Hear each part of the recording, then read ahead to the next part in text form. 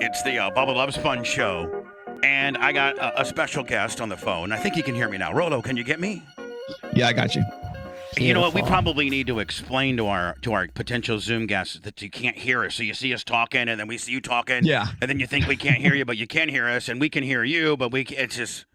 It's okay. I got you on the Twitch stream too, which by the way is fantastic. It's on brand. We're stupid. That's what Anna has said. We're very much on brand. And you live in Reno now? I am in Reno, Nevada. It's bright and early here. I actually kind of live in this suburb called Sparks, but hold on. That's where my dad. That's where my real father lives. He lives in Sparks. Yep. Pretty close. And I'm supposed to go see my dad in Sparks like in November. And so, and so if I did, could I come do your, like, because you know us radio guys, like, sure. I'd want to come see your studio. Like, you'd want to probably come see mine. You know how we are. Absolutely. Yeah. You're more than welcome to come by. How big of a place is your studio? How big? Well, this place that I'm in right now is kind of small, but I am actually moving to a larger one, probably about mid-September. So I'm kind of expanding a little bit.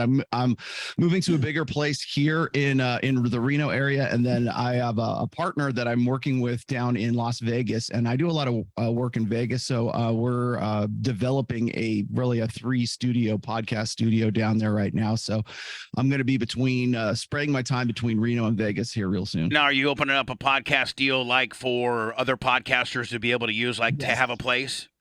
Yes. How does that business template work? Like, it seems like podcasting now is almost like it can be as simple and primitive as you want it to be, or it can be as elaborate as you want it to be. Do you think that people will pay, because a guy can get, a laptop and a camera for, I know you could probably be all in the podcasting game for what, $1,000 maybe? Oh, easy. Yeah. All you really need is just a MacBook Air with a webcam in it. You could start. But if you want to up your game, like at a certain point, like, content is king. It just depends on what you're talking about. It just sort of depends on the, your niche and what it is that you're getting into. But you'll reach a point where doing your laptop shows is just not going to cut it anymore. And you really want to sort of expand. So you get to certain plateaus, I think. And like right now, I do a lot of work with guys on the Fresh and Fit podcast. I do a lot of work with Valuetainment. I've been on the Blaze. I've been with Elijah Schaefer. There's a lot of guys that are now sort of expanding, I think, into this what I call engagement media. So if you look at companies like the Blaze, you look at Daily Wire, you look at hell, even PragerU or Valuetainment. What these guys are doing is they're sort of building these conglomerates, and so they're like the umbrella company for a lot of other podcasts that are underneath them. And so what they do is they have these sound stages or these studios where they get a bunch of different content creators all under one roof. And that's sort of their, it's almost like the television stations back in, when TV was new. So you had CBS, ABC, and NBC, and all these other corporations, and they had content creators. That's essentially what we're doing right now. And so I'm not trying to do anything like that. We're just creating about a 3-studio podcast. But are you going to be able to put all those under your, like, it would be a better selling point as well as if you could then take those podcasts and kind of put them under your umbrella to give them instantaneous traction. You know what I'm saying? Yeah. Right now, we're just trying to create a West Coast hub for like the kind of material that we do. And right now, I'm working with a bunch of guys. Like I work with the guys from Rich Dad Poor Dad, from Kiyosaki's side of things, and all the way through a lot of the guys who are doing sort of seduction community or relationship. It's money, muscles, and game. Basically, it's like fitness. That's why I'm dead on the vine, buddy. I ain't got any of that money, muscles, or anything. I'm just an old radio guy that thinks that, I know. I mean, like, really, like my breed of content, so to speak, where it was terrestrially syndicated, and then with Howard on Sirius XM, but it was still kind of it's the resemblance of a radio talk show, so to speak, but not niched out, meaning like I've not taken a subsect and made it mine. I'm just more overall shocking opinion kind of deal. Although we do have a podcast, and it seems like we kind of did it like we're kind of the dying breed, and you guys, the podcasting world, have super niched and really kind of figured this out. And I've been trying. I think I'm very late to the party, but I don't necessarily think content is king. I think that networking is king. Oh yeah, because yes, absolutely. Because here's how podcasting works. It's not how necessarily good what you're saying is. It's how you get it distributed and produced, and whose show will help you promote it. It's like a big, it's like almost a big Amway deal. And all you podcaster guys, like I'm on the bottom rung here. I need to start hanging out with more guys like you, Rollo, so I can get up there in the upper rungs, if you will. I think I got the talent. You just got to up your game. Yeah, I wish and there's guys that are way more paid and way more engaged than I am. But yeah, you are correct in that sense. There's a lot of clout jacking that goes on in there this. You go. I like clout jacking. That's where I'm getting clout jacked. I'm on the wrong side of clout jacking. Well, before you think I'm clout jacking you, I used to listen to you back in the day. I remember I used to live in Orlando from 2005 to 2013, and I remember some of the back and forth you guys used to have with the Monsters in the Morning show. Oh yeah, Russ. Now Russ and I, we're a bunch of old pussies. We're best buddies now. Like that goes right along the line. You're rational male. Here I am trying to be all rugged and stuff, but now I'm best buddies with the guy that I used to be a big radio war. I guess I'm getting soft too at the end of the day.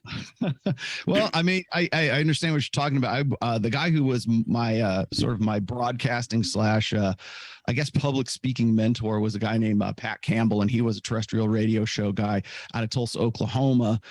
He just passed away back in October of last year, but he knew about you guys. He was part of the Orlando, I guess Central Florida market for a while before he moved off to Tulsa, and he was more in the conservative talk radio show host kind of guy. So Rollo Tomassi on the Zoom call with us today and on the show.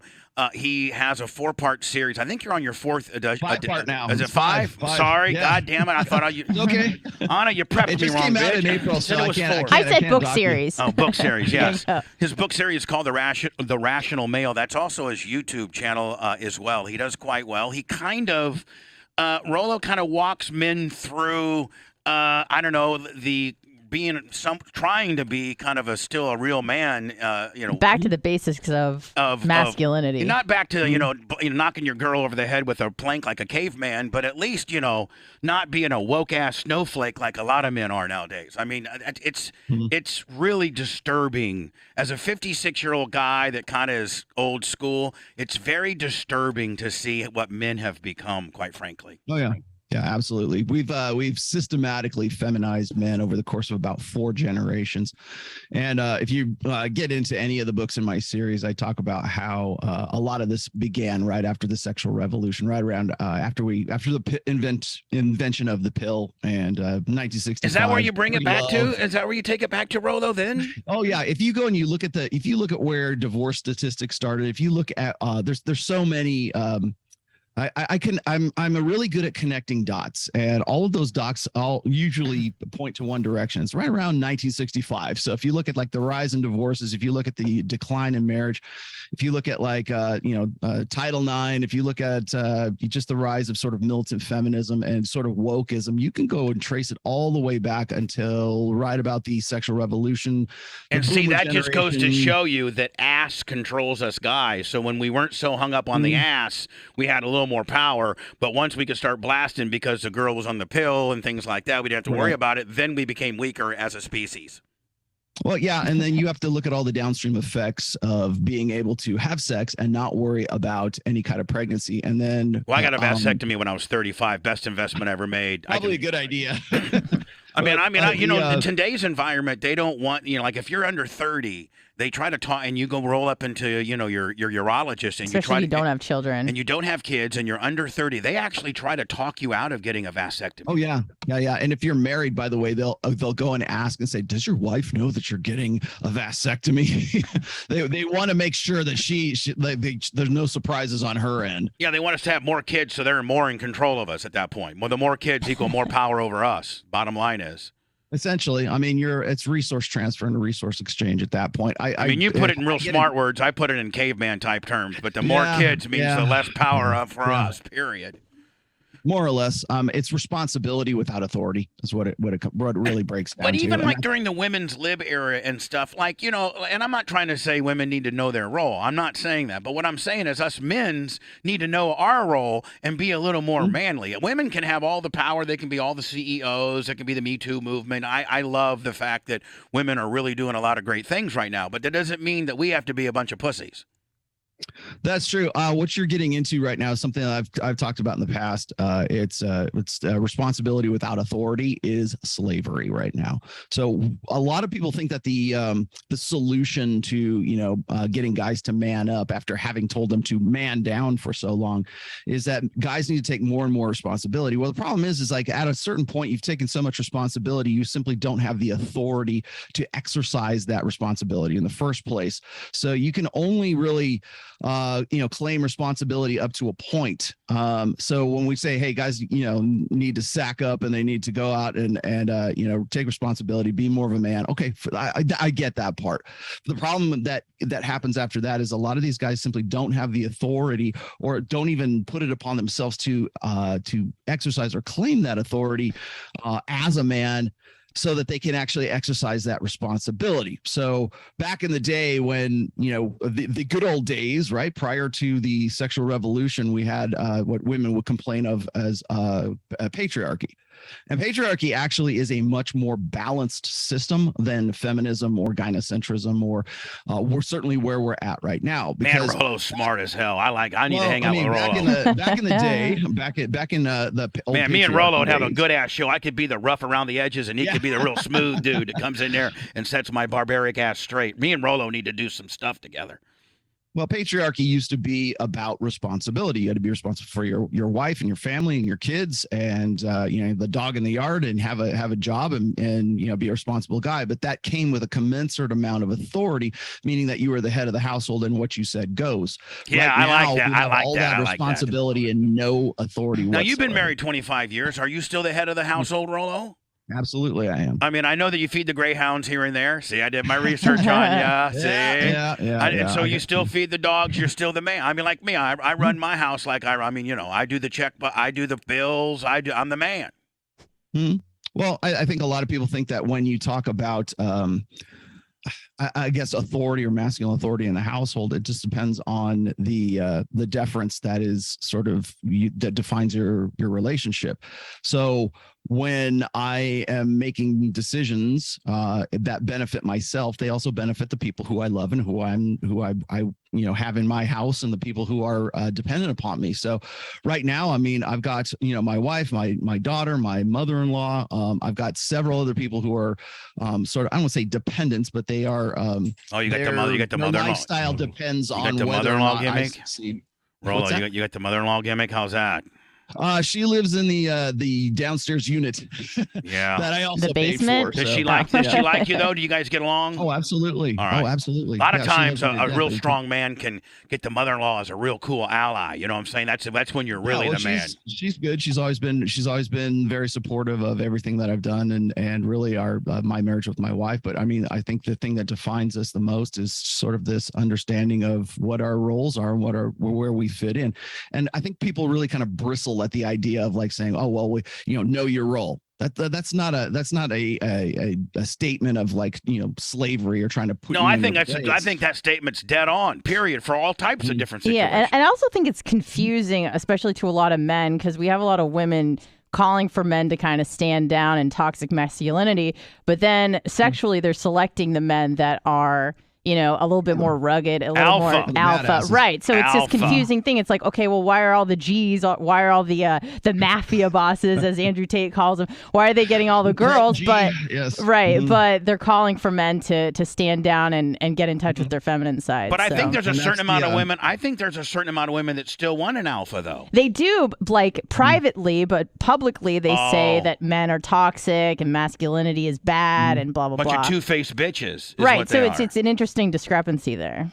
Well, it's what we call hypergamy. Okay, I'm going to say it the nice radio friendly way. It's alpha seed and beta need. They're looking for guys who are going to rock their world in bed and who are going to be the man, are going to take charge, going to be dominant, that are going to be at the top of the sort of masculine dominance hierarchy. And then they want the guys. It's like good dads versus good cads, right? So then there's the beta provider side of things, where the guy is a good protector, provider, and he's parentally invested. Those are the guys who are the man downs versus the guys who are the man ups. Right. So you can extract the genes from the good guys, but get the resources from the betas. Yeah, because they rarely exist in the same guy now. Because for 4 generations, we've been telling guys to man down, and now suddenly we want them to man up. Well, guys, don't know how to man up.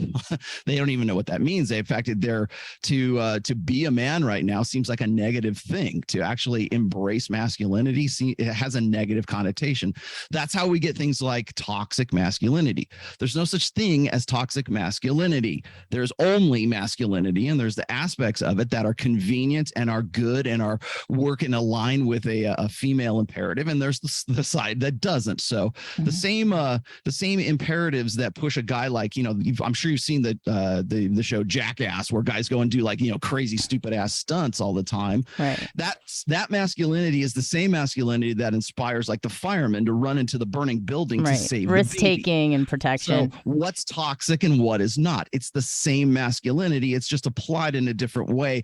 And so when it's convenient for women and it serves their purpose, then it's not toxic. But when anything that serves a male purpose or no purpose at all is toxic masculinity. And so it's what it is, as Bubba was just saying, it's a power grab. It's a way to control men by shaming them for aspects of masculinity that serve a purpose or don't serve a purpose. Rollo Tomassi, my guest, he's a best-selling author, 5-book series now called The Rational Male. Also Twitter, Instagram, and he's huge on YouTube with his Rational Male show. Sometimes they'll go 4 hours. I mean, man, you're Johnny Marathon man over there.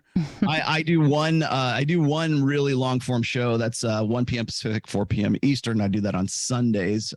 Again, a holdover from when I used to do the show with Pat Campbell. But I do that, and then I've got clips and I've got short form stuff, so people can go, I can't watch 4 hours. so I start doing clips channels, and then everybody doesn't want to watch the clips channels because they think they're too long. So then you do like 1 minute shorts and reels. Yeah, your listeners and drive-by comments on those too. Listeners are as messed up as women right now. They don't know what the hell they want. Go long, go short. You're too short. You're too long. We want more. We want less. We want less. We want more. We want a lot more. We want a lot less. Yeah, you suck. You're good. We like you. You're kick ass. You suck. Yeah, we hate you. That's we live in the TLDR generation, which Absolutely. is too long, didn't read. Our attention spans are like nothing like they used to be. Well, they want you to do a 4-hour show, and they want to see the best 30 seconds of it. Yeah. Right. Yeah. Right. So, and that's why when I do interviews like this, probably somebody's going to come along and go and clip out the worst part of this interview for 30 seconds and then use it as a buzz clip. Well, they can screw off all that. I'm just glad I have. Now, I had Brett Favre, Roger Stone, and now I had Brett Favre and Roger Stone a week ago. Now I got my boy Rollo up in the house. I'm quite. And you had Chris Jericho, who everybody says I look like. You look like Chris Jericho, who doesn't lift weights anymore.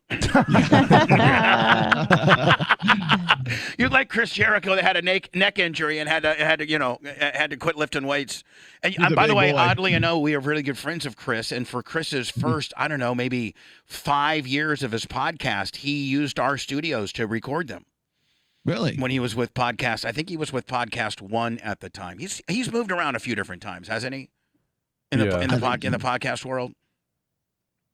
I'm pretty sure I've seen him around. That's the number one guy. When people like peg me, who do I look like? People go, oh, he looks like Chris Jericho right now. Chris Jericho, you got to put the last part in there now. Hair. I think it's just the long. I think it's just the long hair at this point. Yeah, but you kind of got. I know Chris Jericho real well, and you kind of got his delivery. Like you kind of got a Jericho-ish delivery. No, you really do. I'm gonna have to hit him up. By the way, Chris is brilliant. Like he's not the typical dumb blockheaded wrestler. He's absolutely brilliant. Rollo Tomassi on the air. Do you do a podcast, Rollo, or are you just pretty much on Insta, Twitter, and YouTube, and the book? book deal of yours? Well, my podcast, like I said, I've got my my YouTube channel, so I've got that going on. As far as like audio and everything, I usually convert my my shows to like Anchor, and then I throw those out there. I think that's what we're doing right now. It seems. Well, this year I have traveled. Let's see, I have been in Miami once a month since December of last year, and that's going and doing Patrick Bet David show, doing Valuetainment with Adam Sosnick. I'm always on Fresh and Fit, constantly. I'm a permanent resident there. Can you get me on some of these shows, Rollo? Tell them Bubba the Love Sponge is cool as hell. Hey, I don't think Fresh and Fit would be too much of a problem since you're just right up right up the state from them. Yeah, I mean, I can drive right on down there, or we can zoom it up, or whatever the hell. That'd be an interesting combination. Do you of think characters. that those guys even know? Like, let me ask you a question, Rollo, and I'm not asking you to be just. I want you to be completely honest, but like within the radio / people probably have heard of me, haven't they? I have. I know several people who have. When I mentioned you, I actually mentioned you on my show on I guess it was last Sunday, and I had people telling me like when, where, when can I watch this, because they remember your names. That's for sure. Right now, you're live on my show right now, but are you gonna use this for your show? I probably will. Well, we probably will. Come on, I thought we were doing. I thought this was like a content I don't want to rip you exchange off entirely, but yeah. You can have it all. I mean, you have far more people than I do, bitch. Play as much as you want. So, Rollo, well, I travel and I do. I'm really kind of. I get interviewed a lot these days. Because you're smart as hell. That's why. God damn, you're smart as hell. I've been a permanent resident in what we call the manosphere and the red pill space really since 2002 is when I got started. And so a lot of people come back to me and just look at my stuff for reference, and I'm still active. I'm still doing what I'm doing, and I just put myself. I think I just put myself out there, as you were saying before. Networking is very, very important. Oh, it's huge, and I'm not real good at it, but I have somewhat of a name, and I'm gonna tell you right now.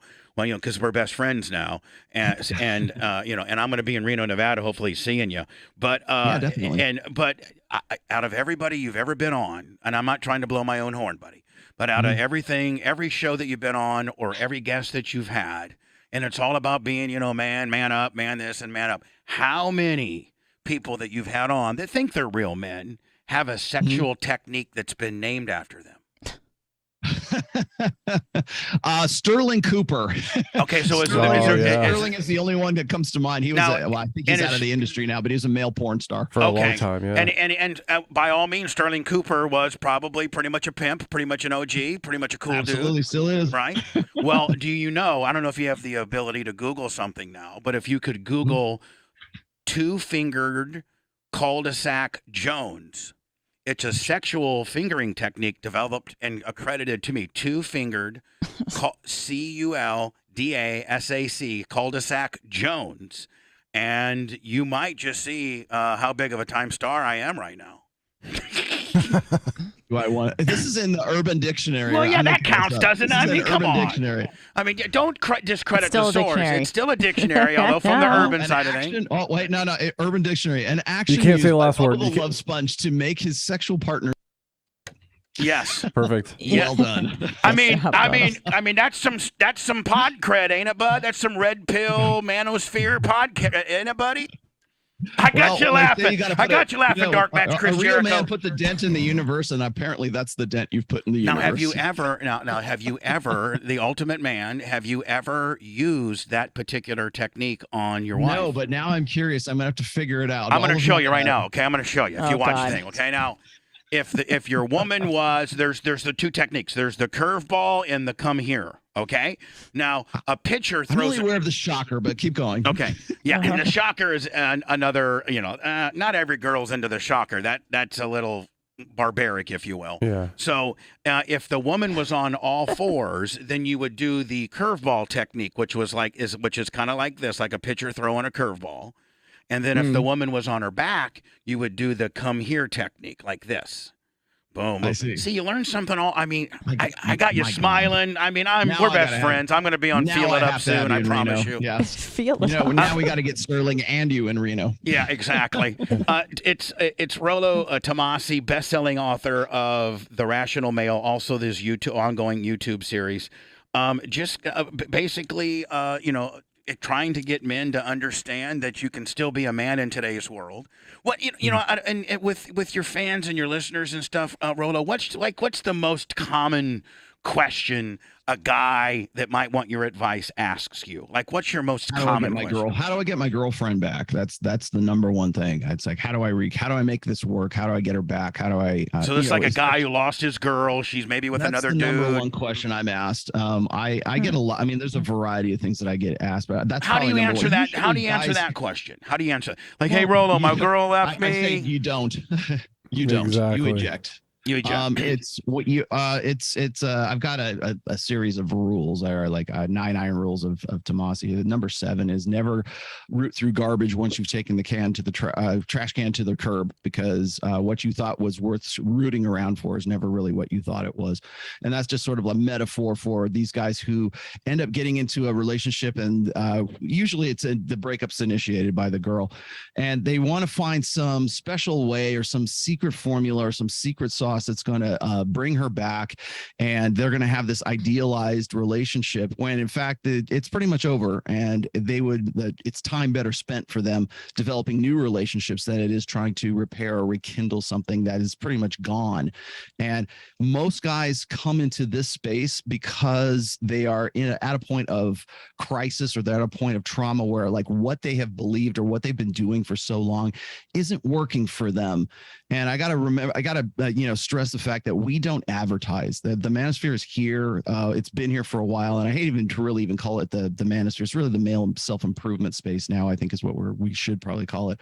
But guys come to it usually. I like manosphere much better. It's a slave name. It's usually as a exactly. So I got to remember that. Yeah. It's usually as a result of these guys sort of. That's why they call it the red pill. They've been doing this. They've been living in this sort of a dream state where they think that what they're doing with women, or the game that they have. Everybody, by the way, has game. It just depends on how effective that game actually is. You might want to start incorporating. You might want to start incorporating my technique, my friend. That might be one of your. Yeah. That might be point number 10. That's an aspect of the manosphere right now. Too. That might be point. I mean, don't get mad at me. You have to write another book. I'm going to give you. I'll give you. I'll give you permission to go ahead and make that number 10 if you want for free. I won't charge you. I mean, just saying. There's a really great book called Sex God Method. I think you probably should check that out. It's pretty funny. But I was just gonna say, is like a lot of guys come to the space, but not because they, they're looking to sort of be the top G. They're doing it because they want to just simply find that one special dream girl, one-eyed as soulmate, that they can just sort of call their own and settle down and have that one girl. They're not trying to be players. They're not trying to be like, pickup artists or anything like that. They just want to be able to understand and have the social skills necessary to relate with women to the point where they can at least, get laid for the first time or get a kiss at, 30 years old. And I think one of the tragedies of really the last 20 some odd years is with the rise of social media, we've seen a dysfunction or just a complete of social skills for guys that, our generation, Gen X, we just take this stuff for granted. Or I take for granted the girl that I'm going to blast tonight's going to wake up and make me breakfast. I mean, I'm not going to be with her, period. Yeah. And the fact that you would even be able to go and meet that woman live in real time. Right. You had to hunt in real time. Foreign language. Right. Yeah. There was a time where you had to, it's one thing to meet people on Tinder or Hinge or Bumble, which is the way we do it right now. If you look at the how men and women meet in the 21st century, all it is online. All the things we used to meet women through like clubs. We used to meet them through friends, through school, through church, through family, whatever. Fans, don't forget group. Don't forget fans. Don't forget groupies. Damn it! That was your bread and butter. I'm telling you, groupies were my bread and butter. I mean, oral sessions. That was my game as well back in the day. My God, I had girls waiting for the station for Metallica tickets that would give me oral for 10 minutes for free. I mean, weren't you a roadie? No, I was a radio personality at night, and I can have. Oh man, you don't even believe what things I went through. Oh my God, I could write a book. Well, the way we meet people today, or the way men and women meet, is really through online media. It's primarily, it used to be Match.com. It used to be eHarmony. It used to be like Plenty of Fish and being these profile sites. Now it's just swipe left or swipe right. Or So it's DM all on Instagram, you know.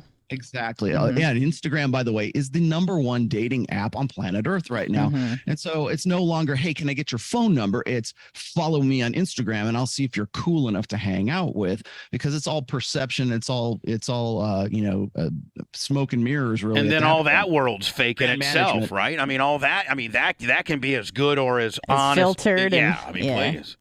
And Yeah, well, the problem filters. is then Let's these- not forget these about guys meet filters, each other. Rollo. Let's not forget about filters Got a have bone to ruined the pick with world. filters. Man, Period. go get Face App. Everybody, your best friend is Face App, right? I mean, and then of course, what happens then? You finally get a meetup.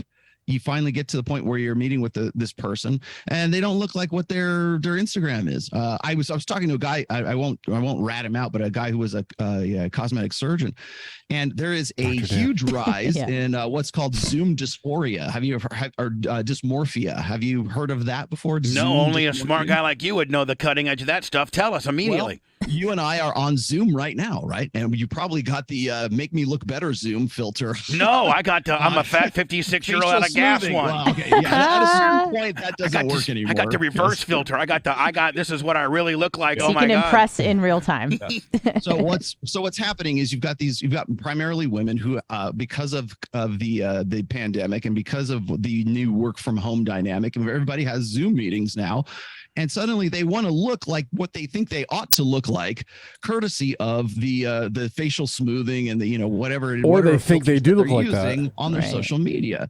And so they'll go to the cosmetic surgeon and say, make me look like I do on Instagram. Make Interesting. me actually look like I do on Zoom. And that's why they call it Zoom dysmorphia, because so many people were using it, and now their self-impression or their self-image of themselves is courtesy of their online persona or their online brand that they present. And now in this case, it might have been, people that they work with, but now translate that into the dating community, into the dating society, and into like the sexual marketplace. Even worse. And well, maybe you want to go and have your face lifted or done up so you can look like you do more like on Instagram.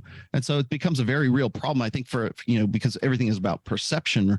And then once you get to the point where you have to meet that person face to face and talk to them, that's when the social skills that you don't have make you sound, And the fact that you can't, communicating face to face is the last option. Like that's the end of the road. Whereas, it used to be where Everything's a things buffer. start.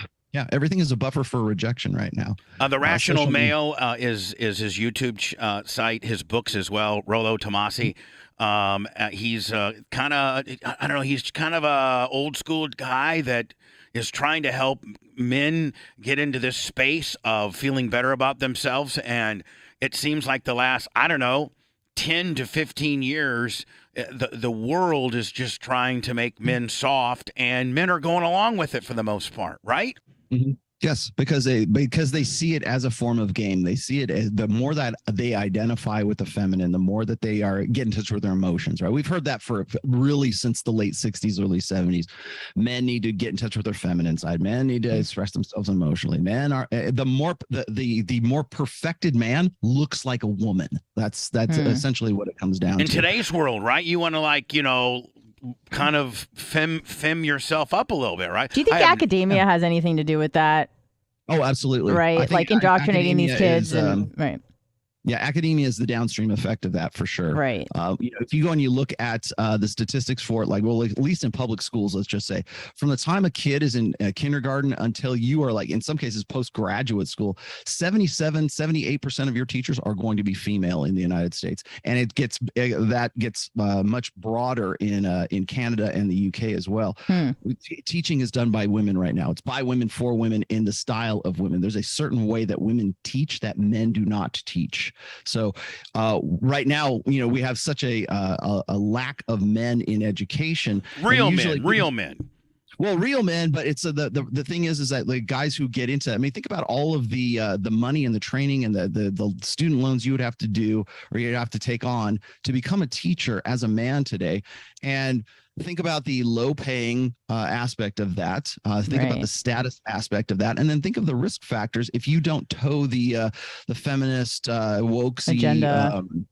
Agenda. Then all of the 8 years or whatever that and the money that you spent in getting that degree in education is out the window. So it's not as appealing to men as it is to women these days. And not only being a few years younger than me, we all grew up. Your generation, my generation, maybe Blitz's your generation. We all grew up with that strong male teacher. Like I had a guy named Mr. Digatano who was my sixth like a coach or something. Yeah, and they were coach, and they didn't put up with no crap, and they were like, they would yoke your ass up and throw you in the hallway, and like, you could be a guy could be a real man as a teacher. I don't even know that a man that's entering into the teaching workforce can even be a real man. He's got to be like, this fem job deal. Well, gender is fluid, Bubba. So we raise our boys as if they're defective girls today. Interesting. And you think about all the psychological, mental, cognitive development that a kid does between, like, say, 5 years old and 10 years old, and that's a critical. If you know anything about child psychology, that's a real critical time in a child's life. That's where they start to develop abstract thinking, and all of that is sort of influenced right now by a very feminine primary way of educating our kids. And so when you have women in the education space, they tend to teach to a female female student, and so when Johnny acts out and he's not learning like all the little other girls in the class, then we put him on Ritalin, then we put him on Adderall, then he has behavioral problems. Now suddenly we think he might be autistic. Let's drug him because he's not behaving, he's not learning in the same way as all the other kids in the class, which are all female or all being so taught. If little Johnny's in third grade and he's just a regular little Johnny like you and I were, and he brought a baseball bat to school, and maybe he threw a rock at the window, and maybe he had some dead birds in his backpack. Now that's that was just a kind of a badass back when we were growing up. Little Johnny's rough around the edges came from the other side of the tracks, and then little Johnny ended up working in the factory and being a real rough dude.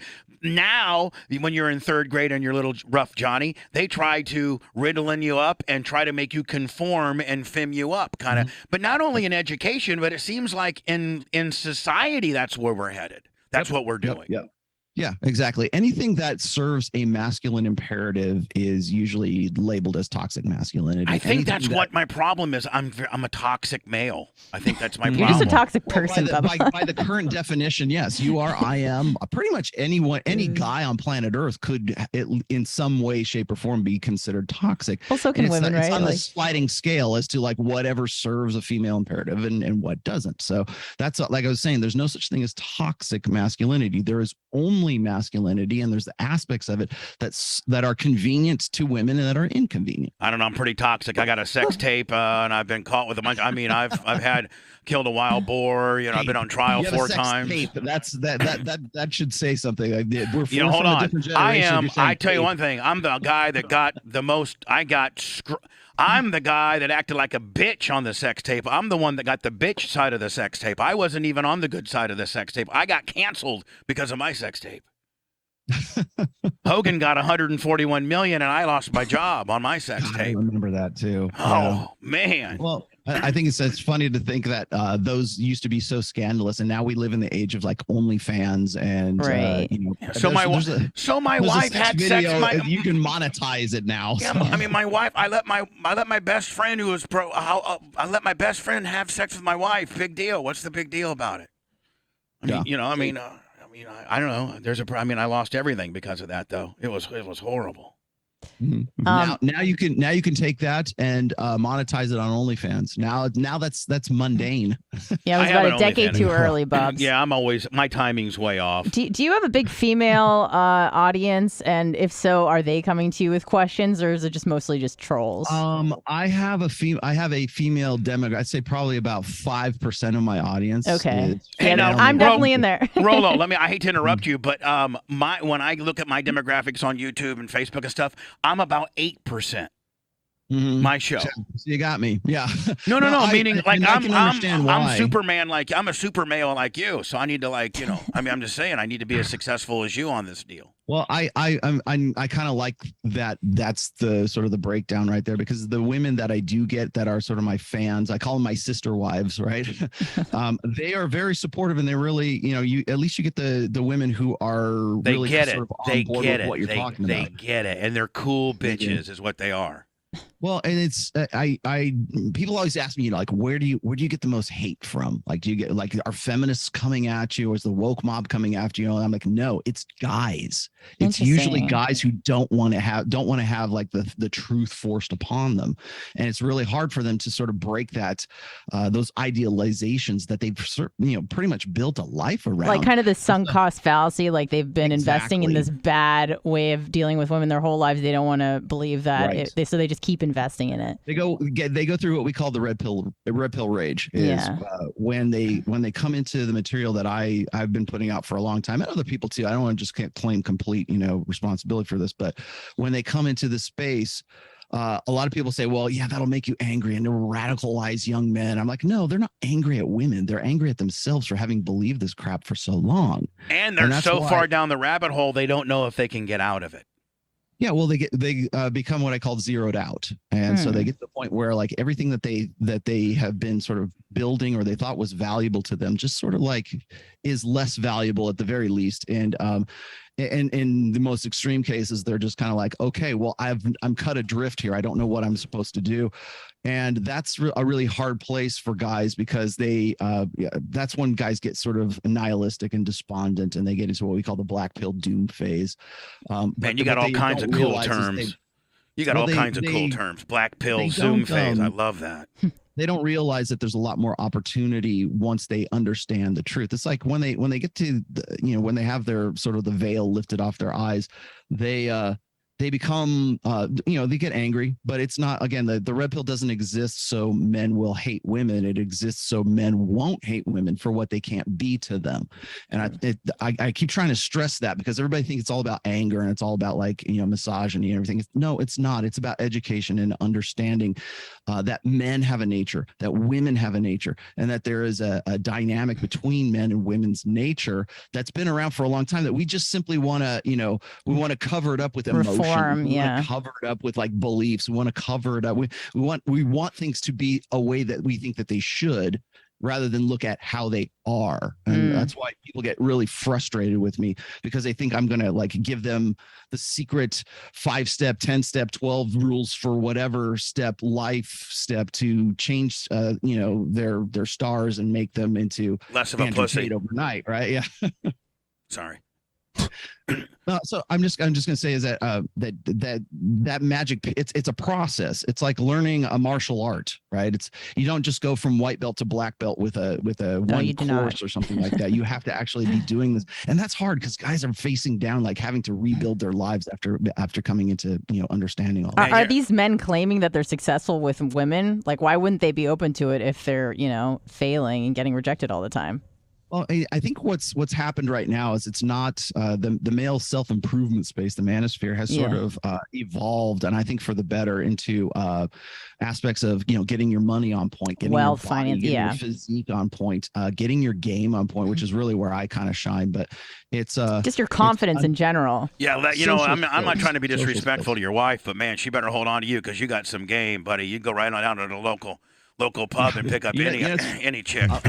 I'll tell you something. I'll tell you something funny. Is when you'll notice that a lot of guys who are really kind of like, I could say manginas, are kind of like wussy guys. Yeah. They always introduce their wives and they go, "Here's my better half," or "I can't believe I got such a great wife because she lowered her standards to get with a schmuck like me," right? And when I introduce my wife, I'm like, "Yeah, this is my wife. She's lucky to have me." That's how I do it. I go, It sounds cocky, but it's like it puts that whole thing on point, because I think a lot of guys think that self-deprecation in some way is what will sort of endear themselves to their girlfriends or their wives. Now, I mean, you in can fact, do some it's kind of an self-deprecation, insult. like when you make a boneheaded move, but not in formal settings. Like if you make a boneheaded Especially move, as like a greeting. yeah, it's a greeting. Yeah, that's it's probably not like, the move. No, that's horrible. Yeah. Self-deprecation as a greeting. But if, like, you're working on something and you smashed your finger on the, you'll be like, "Oh, I'm a dumbass. God, I'm stupid. You should have hired a guy that really knew what he was doing. There's a difference between being able to laugh at yourself and being constantly self-deprecating. I love this guy. I really do.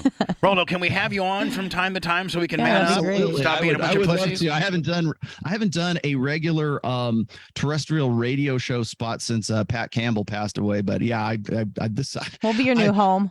Fridays getting up at 4 or 5 a.m. is like, and now I'm like, oh, did I do this for 2 years? Well, you don't got to do it for 2 years, but like, once every 2 or 3 months, we'd love to get a Rollo update, and then maybe you can tell some of your cool influencers that I'm pretty cool, and I don't know. I'm trying to get into this networking deal here, Rollo. I'll let you clout jack, sure. Yeah, clout jack me, buddy, please. Clout jack me. Rollo Tomassi, thank you so very much. You can find all of his stuff. His number one place to go is his YouTube channel, The Rational Male. He also has a 5-part book series as well.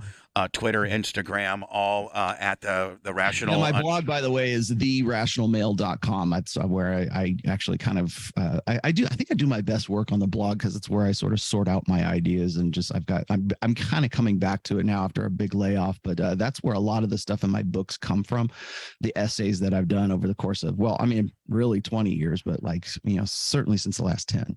You're a very smart man, my friend. You the make me feel YouTube channel like is great. I really do enjoy it. I watched it a few nights ago where you're breaking down that Tony Lauren girl. Tomi Lahren? Yeah, Tomi Lahren. Oh, boy. Yeah, that was a lot of fun. I watched a lot of that. Too bad she's so damn hot. I agree with you and everything, but she is. According to Rollo, she's past her prime, so. Yeah, I know she is kind of past in her epiphany phase. I still would blast the hell out of her, though, unprotected. I'm just saying, I would. Yeah, but then you'd have to wake up and listen to that voice in the morning. No, I would, listen, I have a very quick technique where I get the hell out of there as quick as I possibly can. And then, he Ubers himself home. Hey, Rollo, I was great having you, my friend. And Anna, thank you for introducing me. Thank you, Rollo. I appreciate, you waking up so early for us. And thank you, Anna, for introducing me into his Absolutely. world. I didn't know it's about fun. Rollo until I like this about stuff. 2 weeks ago when I started following him. And I really like your stuff, Rollo. I really do. And I think that you're very smart. And I look forward to talking to you every once in a while if we can. Yeah, you got it, man. Anytime you want. Rollo, thank you, my friend, and good luck to you. We look forward to having you back, bud. Thanks, Rollo. Appreciate it. Thanks. Bye, Rollo. Right. Thank you. Bye-bye. Anna, thank you for booking that for isn't that me. great? Thank you for booking that for me. We learned so much. I got to go into words because I'm running late, but thank you, Rollo. The